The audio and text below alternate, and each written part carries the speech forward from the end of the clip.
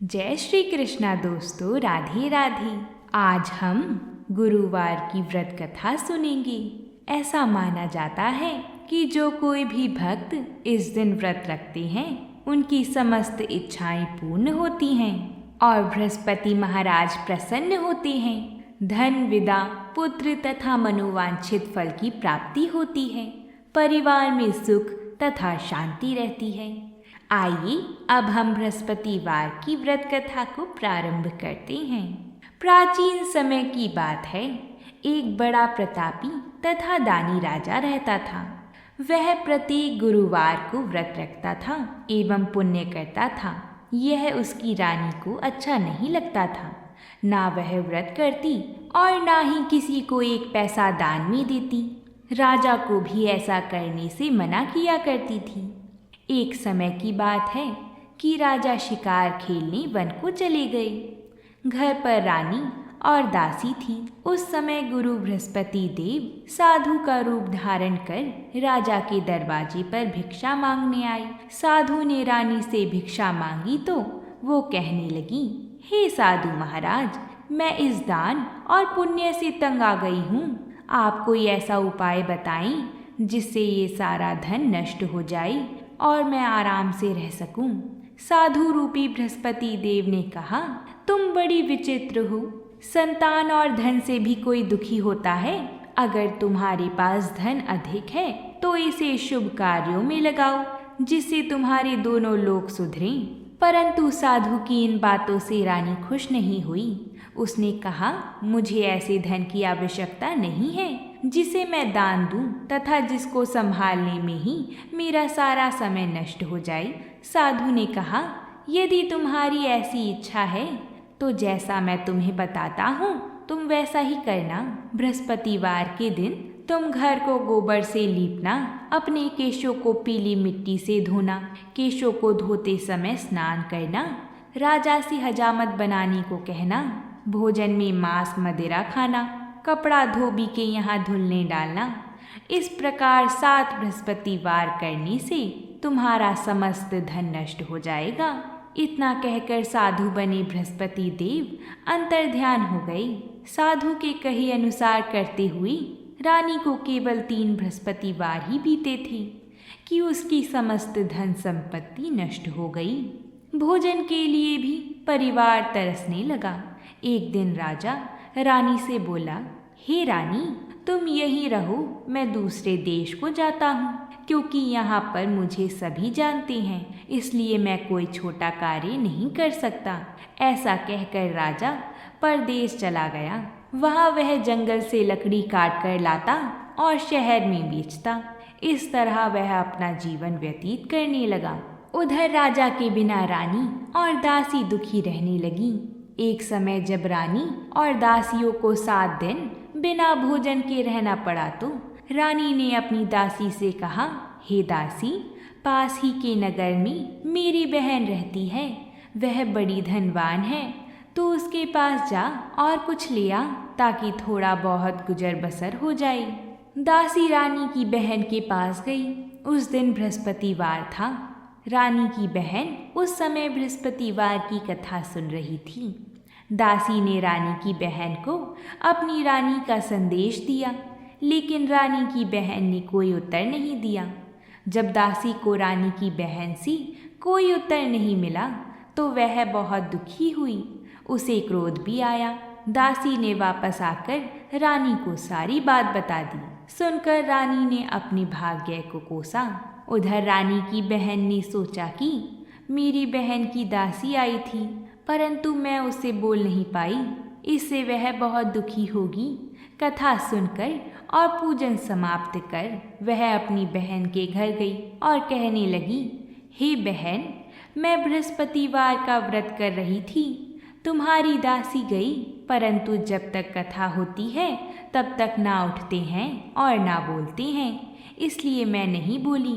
कहो दासी, क्यों गई थी? रानी बोली, बहन, हमारे घर अनाज नहीं था। ऐसा कहते कहते रानी की आंखें भर आई। उसने दासियों समेत भूखा रहने की बात भी अपनी बहन को बता दी। रानी की बहन बोली, बहन देखो, बृहस्पति देव भगवान सबकी मनोकामना पूर्ण करती हैं। देखो शायद तुम्हारे घर में अनाज रखा ही होगा। यह सुनकर दासी घर के अंदर गई तो वहाँ उसे एक घड़ा अनाज का भरा मिल गया। उसे बड़ी हैरानी हुई क्योंकि उसने एक एक बर्तन देख लिया था। उसने बाहर आकर रानी को बताया। दासी रानी से कहने लगी, हे रानी, जब हमको भोजन नहीं मिला तो हम भी व्रत ही तो करते हैं, इसलिए क्यों ना इनसे व्रत और कथा की विधि पूछ ली जाए, हम भी व्रत किया करेंगे। दासी के कहने पर रानी ने अपनी बहन से बृहस्पतिवार व्रत के बारे में पूछा। उसकी बहन ने बताया, बृहस्पतिवार के व्रत में चने की दाल और मुनक्का से विष्णु भगवान का केले की जड़ में पूजन करें तथा दीपक जलाएं, पीला भोजन करें तथा कथा सुनें। इससे गुरु भगवान प्रसन्न होते हैं, मनोकामना पूर्ण करते हैं। व्रत और पूजन की विधि बताकर रानी की बहन अपने घर लौट आई। रानी और दासी दोनों ने निश्चय किया कि बृहस्पति देव भगवान का पूजन जरूर करेंगे। 7 रोज बाद जब बृहस्पतिवार आया तो उन्होंने व्रत रखा। घुड़साल में जाकर चना और गुड़ बीन लाईं तथा उसकी दाल से केले की जड़ तथा विष्णु भगवान का पूजन किया। अब पीला भोजन कहाँ से आई? दोनों बड़ी दुखी हुईं, परंतु उन्होंने व्रत किया था, इसलिए बृहस्पति देव भगवान ने प्रसन्न होकर एक साधारण व्यक्ति के रूप में वह 2 थालियों में सुंदर पीला भोजन लेकर आई और दासी को देखकर बोली, हे दासी, यह भोजन तुम्हारे लिए और तुम्हारी रानी के लिए है, इसे तुम दोनों ग्रहण करना। दासी भोजन पाकर बहुत प्रसन्न हुई। उसने रानी को सारी बात बताई। उसके बाद से वह प्रत्येक बृहस्पतिवार को गुरु भगवान का व्रत और पूजन करने लगी। बृहस्पति भगवान की कृपा से उनके पास धन हो गया, परंतु रानी फिर पहले की तरह आलस्य करने लगी। तब दासी बोली, देखो रानी, तुम पहले भी इस प्रकार आलस्य करती थी। तुम्हें धन के रखने में कष्ट होता था, इस कारण सभी धन नष्ट हो गया। अब गुरु भगवान की कृपा से धन मिला है तो फिर तुम्हें आलस्य होता है। बड़ी मुसीबतों के बाद हमने यह धन पाया है, इसलिए हमें दान पुण्य करना चाहिए। अब तुम भूखे मनुष्य को भोजन कराओ, प्याऊ लगवाओ, ब्राह्मणों को दान दो, कुआं तालाब बावड़िया आदि का निर्माण करवाओ, मंदिर पाठशाला बनवाकर ज्ञान दान दो, कुंवारी कन्याओं का ब्याह करवाओ, अर्थात धन को शुभ कार्यों में खर्च करो, जिससे तुम्हारे कुल का यश बढ़े तथा स्वर्ग प्राप्त हो और पितृ प्रसन्न हो। दासी की बात मानकर रानी शुभ कर्म करने लगी। उसका यश फैलने लगा। एक दिन रानी और दासी आपस में विचार करने लगी कि ना जाने राजा किस दशा में होंगे। उनकी कोई खोज खबर भी नहीं है। उन्होंने श्रद्धापूर्वक गुरु बृहस्पति भगवान से प्रार्थना की कि राजा जहाँ कहीं भी हो शीघ्र वापस आ जाएं। उधर राजा परदेश में बहुत दुखी रहता था। वह प्रतिदिन जंगल से लकड़ी बीन कर लाता और उसे शहर में बेचकर अपने दुखी जीवन को बड़ी कठिनता से व्यतीत करता था। एक दिन दुखी होकर अपनी पुरानी बातों को याद करके वह रोने लगा और उदास हो गया। उसी समय राजा के पास बृहस्पति देव साधु के वेश में आकर बोली, हे लक्कड़हारी, तुम इस सुनसान जंगल में किस चिंता में बैठी हो, मुझे बतलाओ। यह सुनकर राजा के नेत्रों में जल भर आया। साधु की वंदना कर राजा ने अपनी संपूर्ण कहानी सुना दी। महात्मा दयालु होते हैं। वह राजा से बोली, हे राजा, तुम्हारी पत्नी ने बृहस्पति देव के प्रति अपराध किया था, जिसके कारण तुम्हारी यह दशा हुई। अब तुम चिंता मत करो, भगवान तुम्हें पहले से अधिक धन देंगी। देखो, तुम्हारी पत्नी ने बृहस्पतिवार का व्रत प्रारंभ कर दिया है। अब तुम भी बृहस्पतिवार का व्रत करके चने की दाल व गुड़ जल के लोटे में डालकर केले का पूजन करो, फिर कथा कहो या सुनो। भगवान तुम्हारी सब मनोकामना पूर्ण करेंगे। साधु की बात सुनकर राजा बोला, हे प्रभु, लकड़ी बेचकर तो इतना पैसा भी नहीं बचता जिससे भोजन के उपरांत कुछ बचा सकूं। मैंने रात्रि में अपनी रानी को व्याकुल देखा है। मेरे पास कोई साधन नहीं जिससे उसका समाचार जान सकूं। फिर मैं कौन सी कहानी कहूं, यह भी मुझको मालूम नहीं है। साधु ने कहा, मन में बृहस्पति भगवान के पूजन व्रत का निश्चय करो, वह स्वयं तुम्हारे लिए कोई राह बना देंगी। बृहस्पतिवार के दिन तुम रोजाना की तरह ही लकड़ियाँ लेकर शहर में जाना। तुम्हें रोज से दुगना धन मिलेगा जिससे तुम भली भांति भोजन कर लोगी तथा बृहस्पति देव की पूजा का सामान भी आ जाएगा। जो तुमने बृहस्पतिवार की कहानी के बारे में पूछा है वह इस प्रकार है, तुम इसे ध्यानपूर्वक सुनो। प्राचीन काल में एक बहुत ही निर्धन ब्राह्मण रहता था। उसके कोई संतान न थी। वह नित्य पूजा पाठ करता।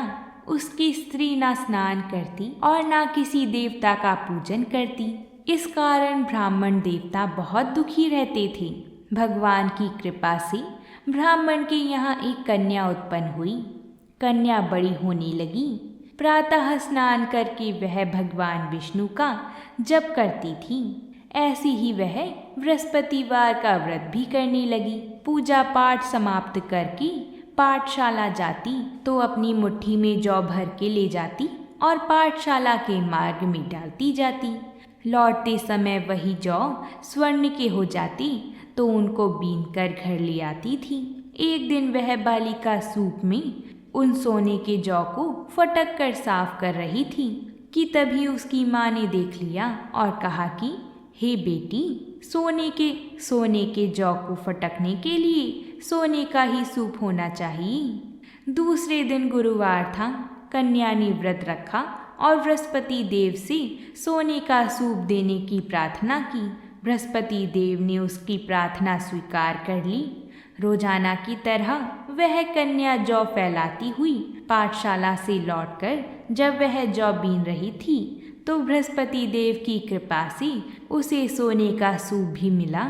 उसे वह घर ले आई और उससे जौ साफ करने लगी, परंतु उसकी माँ का वही ढंग रहा। एक दिन की बात है, कन्या सोने के सूप में जब जौ साफ कर रही थी उस समय नगर का राजकुमार वहाँ से निकला। कन्या के रूप और कार्य को देखकर वह उस पर मोहित हो गया। राजमहल आकर वह भोजन तथा जल त्याग कर उदास होकर लेट गया। राजा को जब राजकुमार की इस हालत का पता चला कि उसने अन्न जल त्याग दिया है तो राजा अपने मंत्रियों के साथ अपने पुत्र के पास गया और इस बात का कारण पूछा। राजकुमार ने राजा को उस लड़की के घर का पता भी बता दिया। मंत्री उस लड़की के घर गया। मंत्री ने ब्राह्मण के समक्ष राजा की ओर से निवेदन किया।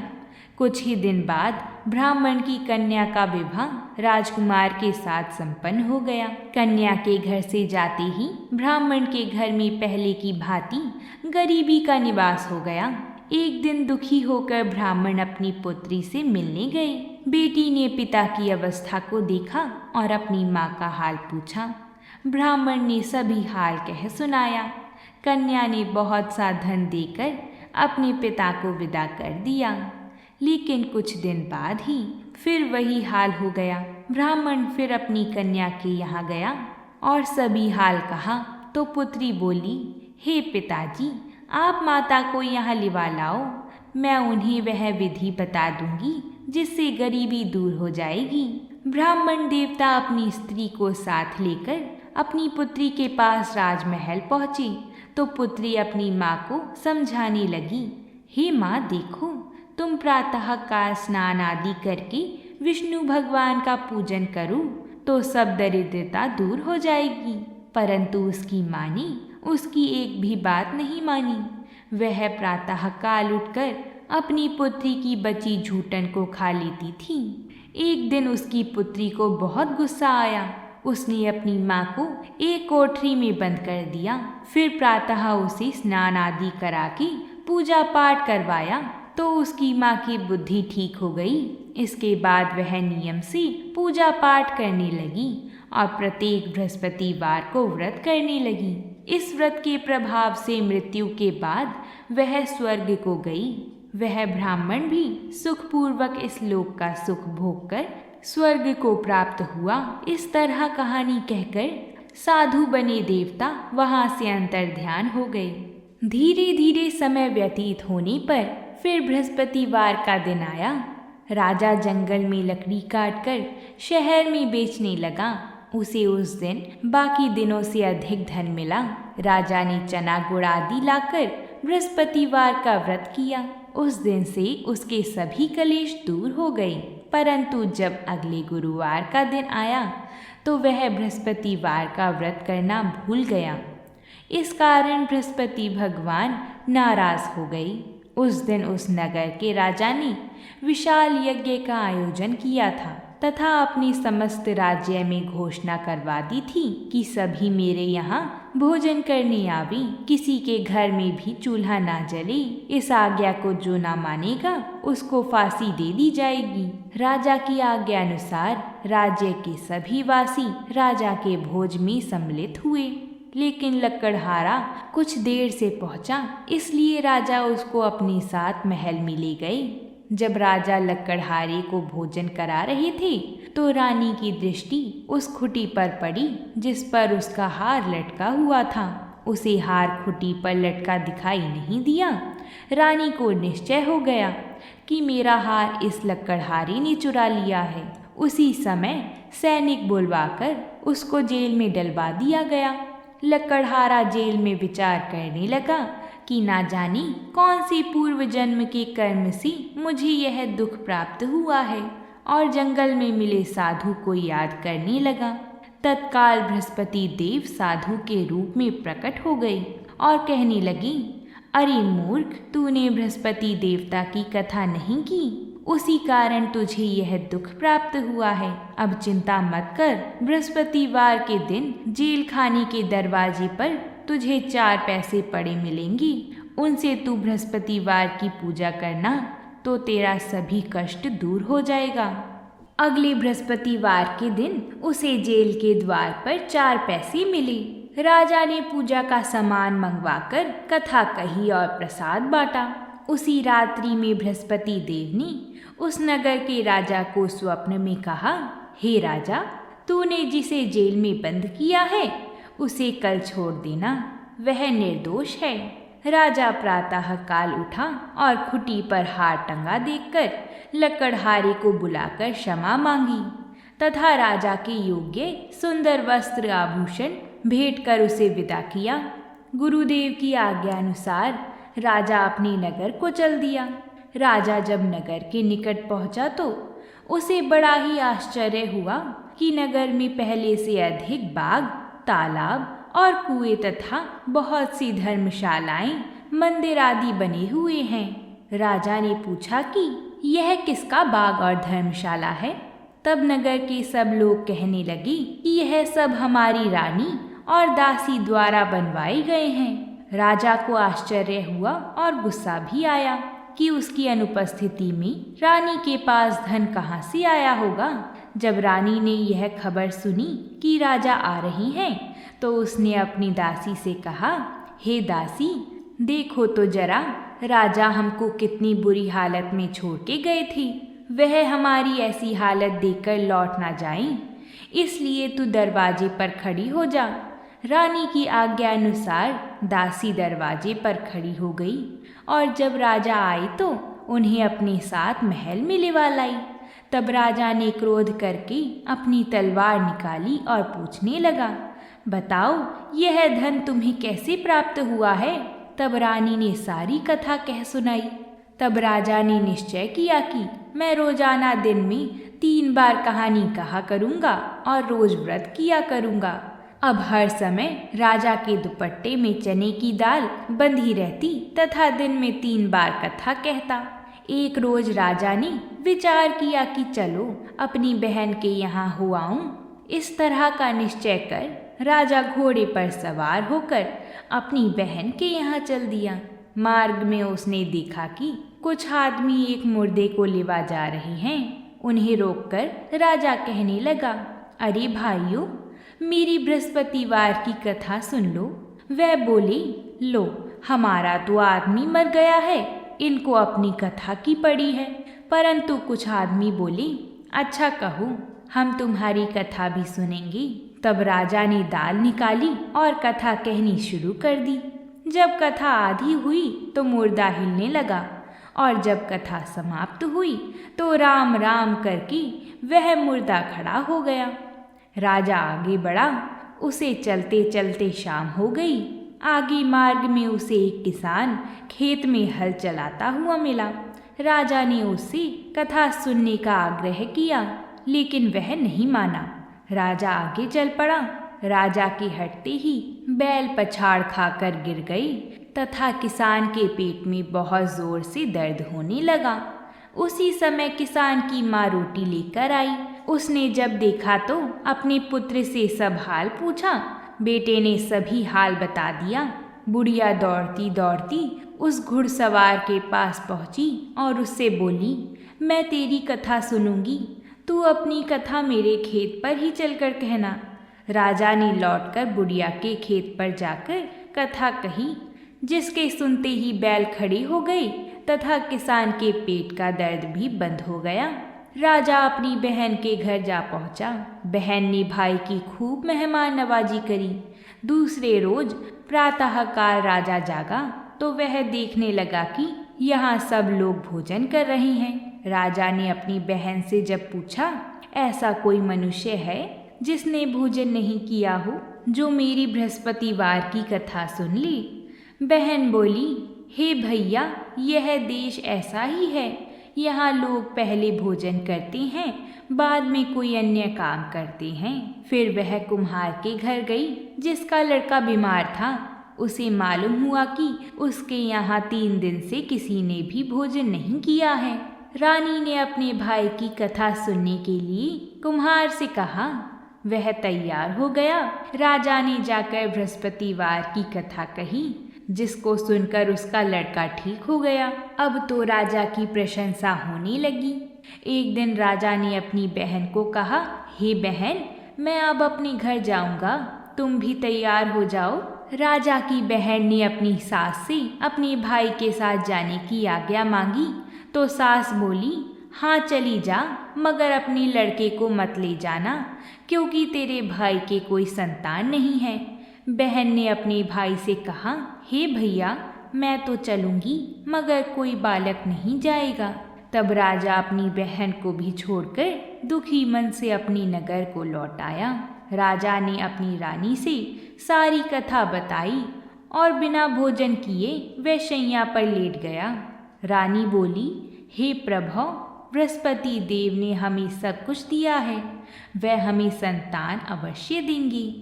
उसी रात बृहस्पति देव ने राजा को स्वप्न में कहा, हे राजा, उठ जा और सभी सोच त्याग दे, तेरी रानी गर्भवती है। राजा को यह जानकर बड़ी खुशी हुई। 9वें महीने में रानी के गर्भ से एक सुंदर पुत्र पैदा हुआ। तब राजा बोला, हे रानी, स्त्री बिना भोजन के रह सकती है, परंतु बिना कहे नहीं रह सकती। जब मेरी बहन आएगी तो तुम उससे कुछ मत कहना। रानी ने हाँ कर दी। जब राजा की बहन ने यह शुभ समाचार सुना तो वह बहुत खुश हुई तथा बधाई लेकर अपने भाई के यहाँ आई। रानी ने तब उसे आने का उल्हाना दिया।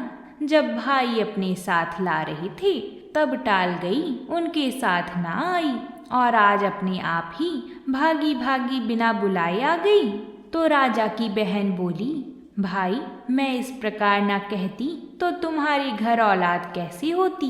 बृहस्पति देव सभी कामनाएं पूर्ण करते हैं। जो सद्भावना पूर्वक बृहस्पतिवार का व्रत करता है एवं कथा पढ़ता है अथवा सुनता है और दूसरे को सुनाता है, बृहस्पति देव उसकी सभी मनोकामना पूर्ण करते हैं, उनकी सदैव रक्षा करते हैं। जो संसार में सद्भावना से गुरुदेव का पूजन एवं व्रत सच्चे हृदय से करते हैं, उनकी सभी मनोकामना वैसे ही पूर्ण होती हैं जैसे सच्ची भावना से रानी और राजा ने बृहस्पति देव की कथा का गुणगान किया। तो उनकी सभी इच्छाएं बृहस्पति देव जी ने पूर्ण की। अनजाने में भी बृहस्पति देव की उपेक्षा ना करें। ऐसा करने से सुख शांति नष्ट हो जाती है। इसलिए सबको कथा सुनने के बाद प्रसाद लेकर ही जाना चाहिए। हृदय से उनका मनन करते हुए जयकारा बोलना चाहिए। बृहस्पति देव जी की जय हो। अगर आप सभी को ये कथा अच्छी लगी है तो वीडियो को लाइक और चैनल को सब्सक्राइब ज़रूर करिएगा। और आप अगली कथा कौन सी सुनना चाहते हैं ये हमें कमेंट बॉक्स में लिखकर ज़रूर बताइएगा। हम अपना पूरा प्रयास करेंगे कि आप सभी की कथाएं हम समय अनुसार ला सकें। साथ ही हमें इतना प्रेम और सहयोग देने के लिए आप सभी को बहुत बहुत धन्यवाद। प्रेम से बोलिए जय श्री कृष्णा।